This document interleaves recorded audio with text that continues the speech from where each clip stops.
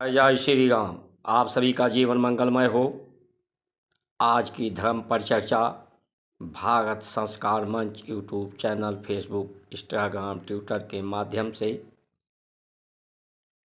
संचार क्रांति, भारत की संस्कार संस्कृति के उत्थान और जागृति, सचेतना सब में हो, सब में जागरूकता हो, जिसके परिणाम स्वरूप सब में परम शांति, परम आनंद, परम सुख और स्वस्थ रह के अपने जीवन की यात्रा, जीवन सृष्टि एक रहस्य है। इस रहस्य की गुत्थियों को सिद्धांत, सूत्रों, दृष्टांत के द्वारा भारत की संस्कार संस्कृति के उपदेश संदेश के द्वारा ही संभव है। इन रहस्यों को सुलझाना, समस्याओं को सुलझाना, क्योंकि परमात्मा जो परम प्रकाश है, वहाँ पर सृष्टि नहीं है। वहाँ पर जल, अग्नि, वनस्पति, वन और सृष्टि नहीं है, पृथ्वी नहीं है। इसलिए वहाँ कोई परिवर्तन नहीं है।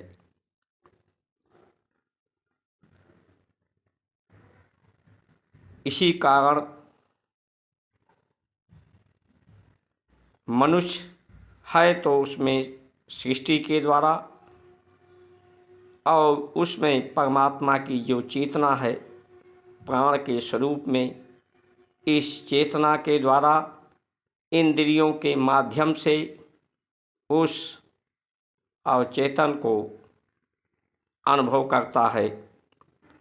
अनुभव ये विषम परिस्थितियों का करती हैं, क्योंकि विषम परिस्थितियाँ परमात्मा और प्रकाश और सृष्टि धरती पर होने के कारण, इसीलिए व्यक्ति में असंतोष, असंतुष्टि होती है, अशांति होती है, असमानता व्यवस्थाएं होती हैं। इसे सम करने के लिए ही भारत की संस्कार संस्कृति समांतर सुव्यवस्थाएं, समांतर विचारधाराएं में परिवर्तित करने के लिए हैं। इन्हीं सूत्रों, सिद्धांतों से ही मनुष्य का जीवन सार्थक होता है। इस संचार क्रांति में आप सभी महानुभाव भाग लेकर के इस वीडियो को पूरा देख करके, देखने में आपका समय लगेगा, इसलिए इस समय दान आपसे देने का अनुरोध है। समय दान देकर सब्सक्राइब, लाइक, शेयर, फॉलो करके इस वीडियो को, जो भारत की संस्कार संस्कृति सनातन धर्म का उपदेश संदेश, उसे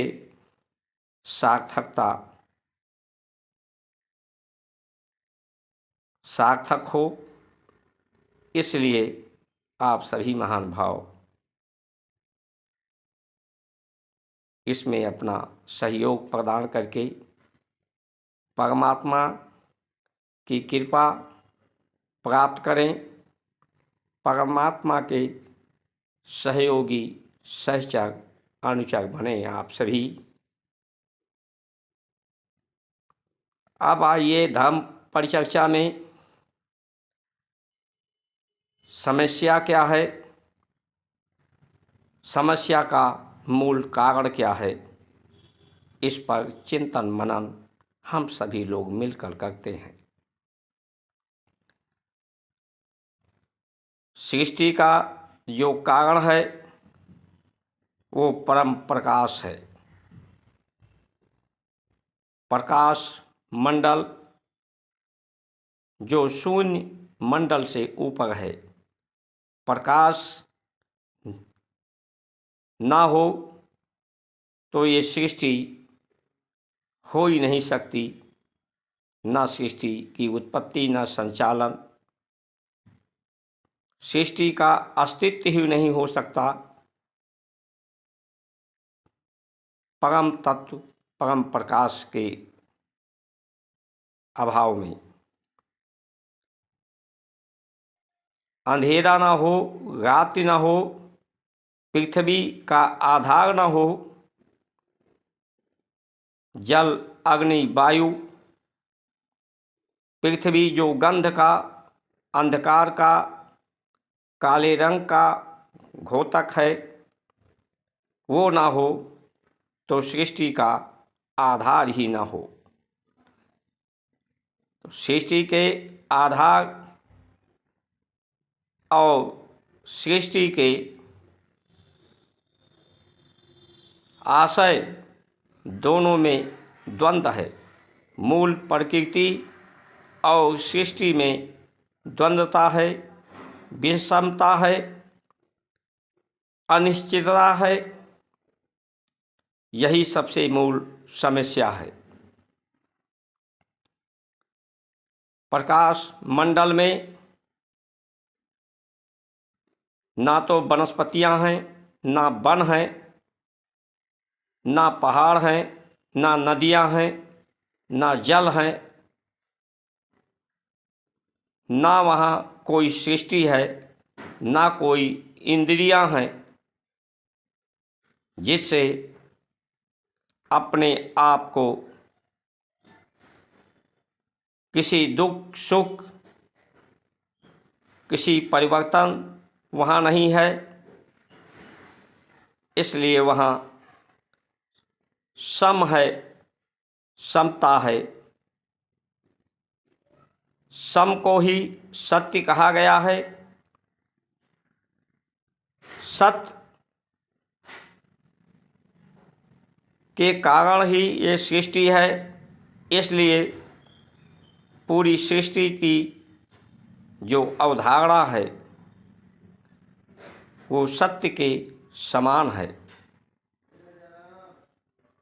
जो स्व यानी प्रकाश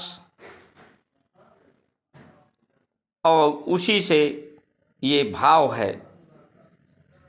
जो चित्त है, इंद्रियां हैं, इनमें भाव की उत्पत्ति होता है, भाव प्रकट होता है। वहाँ प्रकाश है तो वहाँ घनत्व नहीं है, वहाँ भार नहीं है,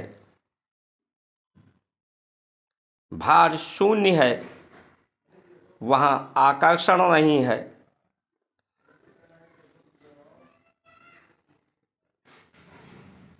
और इसके विपरीत सृष्टि में घनत्व है, भार है, आकर्षण है, चुंबक है। धरती पर मिट्टी पर जब जल बरसता है, मिट्टी के कणों से मिलता है तो वो अपवित्र हो जाता है, गंदा हो जाता है। ये विषमता को पैदा करता है, जबकि आकाश में वही जल पवित्र होता है, निर्मल होता है। कहने का पर्याय कि यहाँ जो विषमता है वो मैला है, मैल है। ये मैल को साफ करने के लिए जो विज्ञान के माध्यम से आप शरीर को साफ कर सकते हैं, शरीर के वस्त्र वस्त्रों को साफ कर सकते हैं, घर मकानों को साफ कर सकते हैं, लेकिन ऐसी कोई वॉशिंग मशीन नहीं है, ऐसा कोई साबुन सर्फ नहीं है जो आप अपने मन, चित्त, बुद्धि और पेट को साफ कर सकें।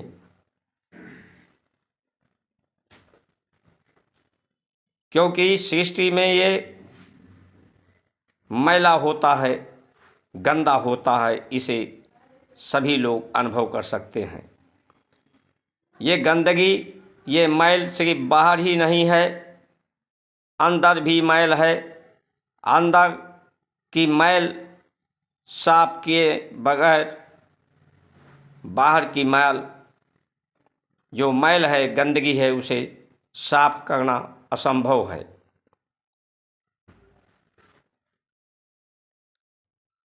अगर विज्ञान की पहुंच, आज लोग विज्ञान के माध्यम से, संविधान के माध्यम से, पद प्रतिष्ठाओं के माध्यम से, सुख सुविधाओं के माध्यम से समस्याओं का समाधान करने में लगे हैं। विज्ञान की अगर पहुंच होती, प्रकृति, ये सृष्टि सम होती, तो कंप्यूटर से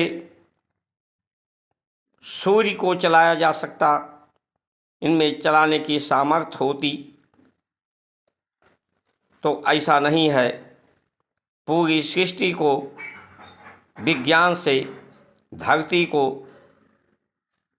नहीं चलाया जा सकता कि आप कंप्यूटर से जब चाहें, जब सूर्य को उगे, पृथ्वी को आप संचालित करें, वायुमंडल, भूमंडल को, ऐसा कोई विज्ञान नहीं है जो इस पर नियंत्रण करके संचालित कर सके। इसलिए परम सत्ता को सभी लोग स्वीकार करते हैं और करना ही चाहिए। प्रकृति, सृष्टि सम होती तो जितने भी लोग इस सृष्टि पे हैं उनका आयु एक समान होता, एक साथ पैदा होते, एक साथ सब मरते, जीवन मरण एक साथ होता, सबका कद, काठी, रूप, रंग, क्षमता एक समान होता, सबके विचारधाराएं एक समान होती, सब पवित्र, स्वच्छ और सुंदर होते, जो सभी की इच्छाएं हैं। लेकिन ऐसा इस सृष्टि पर नहीं है, यही विषमताएं हैं। व्यक्ति का जो स्वभाव है, स्वभाव सभी का एक है, क्योंकि सभी लोग सुख, शांति, आनंद और सुगंध, सत्य, सौहार्द, सत्कार, सम्मान को ही चाहते हैं, चाहे वो जिस भी देश के रहने वाले हों, चाहे जिस भाषा को बोलने वाले हों, चाहे जिस जात पात लिंग के हों, चाहे जिस योनि के हों, सभी सुख, शांति, सौहार्द को ही चाहते हैं। इससे ये स्पष्ट होता है, जो हमारे ऋषियों ने कोई अंधभक्ति, कोई अज्ञानता नहीं है, इन्हें दृष्टांत और सिद्धांत सूत्रों से सिद्ध किया है, जो सिद्ध होता है कि पूरा विश्व एक कुटुंबकम है, पूरा विश्व सिया राम मैं सब जग जानी, करो प्रणाम जोड़ युग पानी, पूरा संसार एक परमात्मा का ही स्वरूप है, अंश है, पूरे सृष्टि का एक ही स्वभाव है। स्वभाव समांतर है, इसलिए सभी को सम सिर्फ भारत की संस्कार संस्कृति जो शून्य के शून्य ही से सभी गणनाएं हैं, शून्य सभी में व्याप्त है, शून्य में सभी व्याप्त हैं। इसलिए अपनी जरूरतों को न्यून करके न्यून भी शून्य के ही समान है। अपनी ज़रूरतों को न्यून करें, ज़रूरतें न्यून हो जाएंगी, आवश्यकताएं न्यून हो जाएंगी, तो आपके विचार भी शून्य के समान न्यून हो जाएंगे। विचार न्यून हो जाएंगे तो व्यक्ति स्वभाव की जो अवधारणा है, धारणा है, उसका ध्येय हो जाएगा। जिसका जैसा ध्येय होता है, चिंतन होता है, उसी तरह से उसका चरित्र होता है, उसी तरह से उसका चित्त होता है, उसी तरह से उसका ये चित्र होता है, आचरण होता है मनुष्य का। सृष्टि का ऋषियों ने जो व्यवस्था दी, सिर्फ जनेंद्रियों को ही वो ढकते थे, न्यून कपड़े पहनते थे, झोपड़ियों, वनस्पतियों, वन का सहारा लेकर के ही अपने रहने का स्थान, गृहस्थ जीवन, वानप्रस्थ जीवन,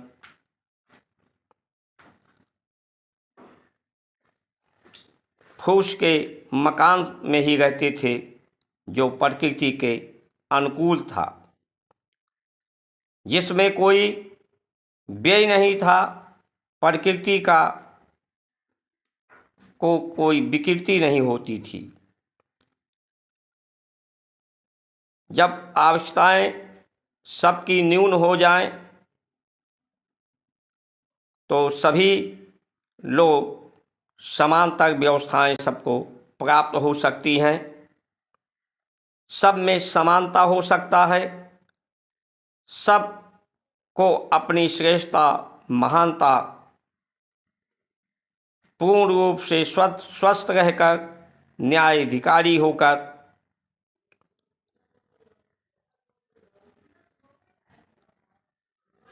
परम पद के सभी अधिकारी हो सकते हैं। जिन्हें अपने इंद्रियों पर अधिकार हो, उन्हीं को अधिकारी माना गया है, सुख शांति का अधिकारी, पूर्ण स्वस्थ रहने का अधिकारी। जो अपनी इंद्रियों पर राज करें, उन्हीं को राजकाज, राजा बनने का जिम्मेदारी और श्रेष्ठ होना उन्हीं को स्वीकार करने की बात जिम्मेदार, ईमानदार, समझदार, बहादुर होने की श्रेष्ठता में की श्रेणी में ऐसे ही लोग आते हैं। विज्ञान एक अनिश्चय है। विज्ञान पहले आप जगह देखें, पहले रेडियो आया जिसमें आवाज़, ऑडियो सुनाई देता था। टेलीविज़न आया जिसमें चित्र सहित दिखाई और सुनाई भी पड़ता था। यानी विज्ञान का कोई सिद्धांत नहीं है, सिद्धांत का पर्याय एक समानता, एक निश्चय नहीं है। वो अपने लिए स्वयं चुनौती पैदा करता है। आज विज्ञान के जो स्थिति है, कल दूसरा विज्ञान का परिवर्तन विज्ञान के माध्यम से, साधनों के माध्यम से आता है। विज्ञान के द्वारा जो निश्चय नहीं है, अनिश्चय पैदा किया जाता है, व्यय पैदा किया जाता है। प्रकृति से ही सृष्टि है, प्रकृति का ही ये अंश सृष्टि है। प्रकृति जब विकृति होता है तो ये सृष्टि भी विकृत होती है। परमात्मा वहाँ जन्म नहीं है, मरण नहीं है, वहाँ परिवर्तन नहीं है, वो नित्य है, निरंतर है, क्योंकि वो भाग रहित है, वहाँ घनत्व नहीं है। लेकिन आज इस विज्ञान ने यहाँ पर घनत्व की आबादी बढ़ाकर, घनत्व बढ़ने से ही आबादी बढ़ी, ऑक्सीजन की मात्रा कम होती जा रही है, कार्बन की मात्रा प्रकृति में विकृति होने के कारण बढ़ती जा रही है। मनुष्य के सृष्टि के जनजीवन को ये विज्ञान एक चुनौती दे रहा है, एक समस्या पैदा कर रहा है। इसलिए ना तो विज्ञान से, ना संविधान से, ना शासन प्रशासन के द्वारा समस्याओं का समाधान हो सकता है, ना किसी सत्ता के द्वारा, ना कोई साधन के द्वारा। जब भी समस्याओं का समाधान हुआ है, सत्ता का मोह त्याग कर भारत की संस्कार संस्कृति के द्वारा ही हुआ है। मूल में चाहे मुगल से लड़ाई हुई हो, मूल में भारत की संस्कार संस्कृति को स्वीकार करने वाले, आचरण करने वाले ही उन व्यवस्थाओं के खिलाफ लड़े हैं। यानी मूल में भारत की संस्कार संस्कृति है, चाहे मुगल साम्राज्य को ख़त्म करने का, चाहे अंग्रेजी शासन का। अंग्रेजी शासन में जो स्वतंत्रता सेनानी थे, उनके मूल में भारत की संस्कार संस्कृति थी, जिनका उद्देश्य कल्याण, दूसरे के लिए कल्याण के लिए अपने प्राण, अपना जीवन, अपना सामर्थ्य, अपना सब कुछ न्यौछावर करने की जो प्रेरणा, प्रोत्साहन हमारी भारत की संस्कार संस्कृति थी है, उसी के माध्यम से ये स्वतंत्रता मिली। स्वतंत्रता मिलने के बाद लोग भारतीयता को नहीं समझ पाए। आज हमारे बीच में भारतीय जनता पार्टी, जिसका निशान कमल है, ये भारतीय जनता पार्टी भारत को न समझ पाई, ना भारतीयता को समझ पाई, ना अपने कमल का जो निशान है, कमल के महत्व को, कमल नयनम सदृशम, कमल के समान उसके नयन और दृष्टिकोण अपने में नहीं पैदा कर पाई, जो इसके लिए सुअवसर परमात्मा प्रकृति जनता जनार्दन ने दिया था। इसलिए ये निश्चय नहीं कर पाई, अनिश्चितता में ये रही। आज वही अनिश्चितता के कारण ही इसे कई पार्टियों से गठजोड़ करना पड़ रहा है, प्रचार प्रसार करना पड़ रहा है। इसके लिए दुविधा अपने लिए, भारतीयों के लिए पैदा कर रही है, जो भारत के लिए, भारतीयों के लिए सबसे दुखद विषय है। आने वाले चुनाव में ऐसा लगता है एक अनिश्चय सरकार बनने की संभावना बन रही है। ये भारतीय जनता पार्टी से एनडीए हो गई, एक तरफ इंडिया है, इसमें भारत का नाम ही नहीं है।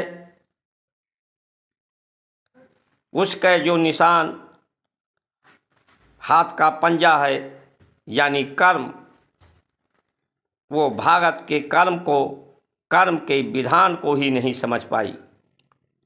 संविधान का पर्याय ही है संविधा, सम व्यवस्था। जो धी है इसमें सम, बी से विचार और धा यानी बुद्धि से ही विचार होता है। सबकी बुद्धि सम हो जाए यानी सद्बुद्धि हो जाए। कहाँ ये संविधान है? इसमें तो असमानताएं हैं, जात पात भाषा लिंग के आधार पर, पद प्रतिष्ठा के आधार पर, आय व्यय के आधार में अंतर है लोगों के। ये संविधान कहाँ से हो सकता है? इसके द्वारा समाधान कहाँ से हो सकता है समस्याओं का?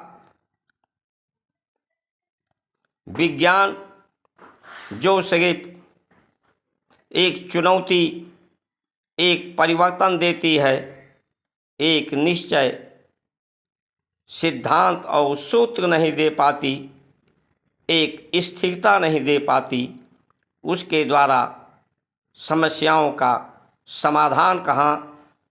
इससे तो समस्याओं को ये चुनौती देती है।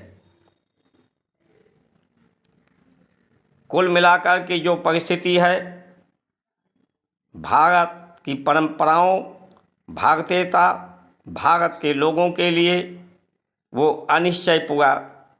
अनिश्चयपूर्ण जीवन। इसलिए जब भी परिवर्तन हुआ है भारत में, समस्याओं का समाधान हुआ है, दुष्ट विचारधाराओं का दमन हुआ है।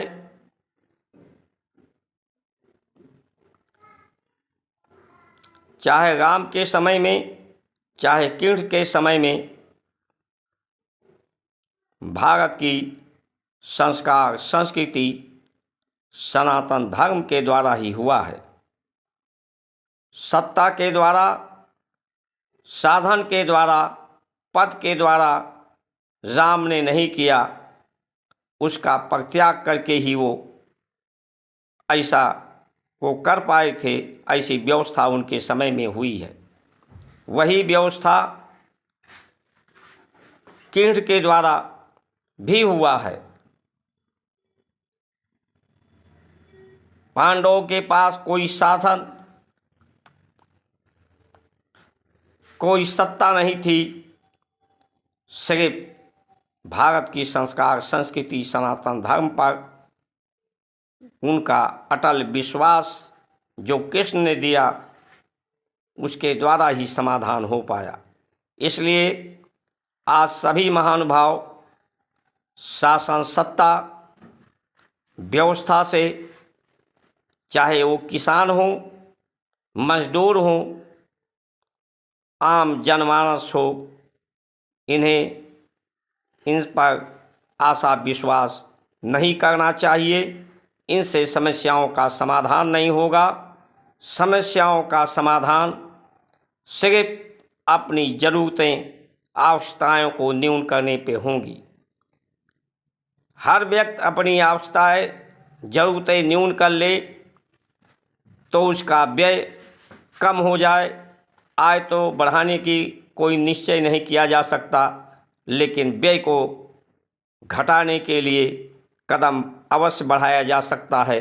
इसमें सफलता मिलने की पूरी संभावनाएं हैं, जिससे सभी में समानता व्यवस्था दिया जा सकता है, सब में समता पैदा किया जा सकता है। इसलिए सभी लोग जब आवश्यकताएं न्यून कर लेंगे तो प्रकृति पर निर्भर होंगे, बाजार पर निर्भर नहीं होंगे, तो महंगाई नहीं होगी, ज़्यादा टैक्स नहीं सरकार को मिलेगा, तो भ्रष्टाचार जो अनियमितताएं हैं, सरकार नौकरशाहों की वेतन का, जनप्रतिनिधियों के सुख सुविधाओं का इन्हें स्वयं नहीं मिलेगा। विदेशों को जो धन मिल रहा है भारत के द्वारा, उनके आयात करके वो आयात न्यून हो जाएगा तो उन्हें धन कम से कम मिलेगा और भारत का धन बढ़ेगा, जिससे कर्ज मुक्ति होगी। विदेशों को अधिक से अधिक धन मिलने के कारण ही आतंकवाद हो रहा है। अमेरिका जैसे महाशक्ति बन रही है और वो महाशक्ति का प्रयास रोबोट बनाने की है कि मनुष्य की जगह रोबोट बना दिया जाए, उससे ही सारे काम किया जाए। रोबोट बन गया जिस दिन, जो उसका प्रयास सार्थक होगा कि नहीं, लगता तो नहीं है कि सार्थक होगा, क्योंकि प्रकृति परमात्मा के अधीन सब है। शायद ऐसा वो करने में संभव ना हो, लेकिन प्रयास उनका है, प्रयास करेंगे। रोबोट जिस दिन आ जाएगा, अगर कल्पना करिए तो ना भारत रहेगा ना भारत के लोग रहेंगे और तमाम देशों की लोग शायद समाप्त कर दिए जाएं। उनका एकाधिकार कब्जा पूरे विश्व पर हो जाए। इसलिए विज्ञान के द्वारा सिर्फ चुनौती ही, समस्याएं ही पैदा की जा रही हैं। इसलिए सभी लोग अपने घरों में, अपनी व्यवस्थाओं में जो प्रकृति परमात्मा दिया है उससे संतुष्ट होने की आदत डालें।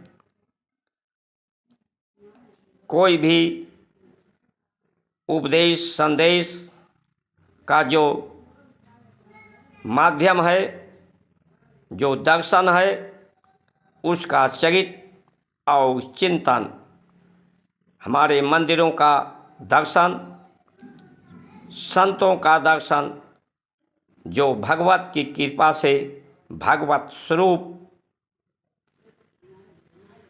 उनका दर्शन, उनके प्रार्थना से